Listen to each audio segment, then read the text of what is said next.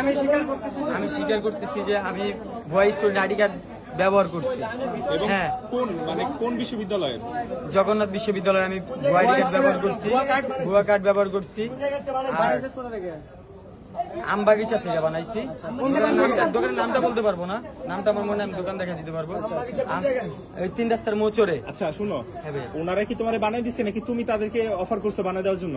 না, আমি বলছি ভাই এই যে কার্ডটা, হ্যাঁ ওনার দিছে, কার্ড বানাই দিছে পরে আমার। হ্যাঁ, বুঝছেন, ওনার এই কার্ডটা আমার 300 টাকা নিচ্ছে আমার কাছ থেকে কার্ডটা বানাইছে। হ্যাঁ, আমার থেকে ফুডে জুয়েল নামে এক ছেলে, আমি দোকান বসার নতুন দোকান বসে আমি ব্যবসা প্রথম দিছি। দোকান বসে আমার থেকে 1000 টাকা নিচ্ছে, 5000 টাকা চাইছিল। আমি কি ভাই আমার কাছে টাকা নাই, 1000 টাকা আপনি রাখেন, আপনার আমি পরে আস্তে আস্তে বেচে আমি টাকা দিব। হ্যাঁ, পরে ও আমারে কইছে যে ঠিক আছে, পরে আস্তে আস্তে ওর টাকা দিতে হইব। এগুলা বলছি। দোকান বয়স কয়দিন হয়েছে? আমি এই 1.5 সপ্তাহ হয়েছে দোকান বসাইছি, 1.5 সপ্তাহ।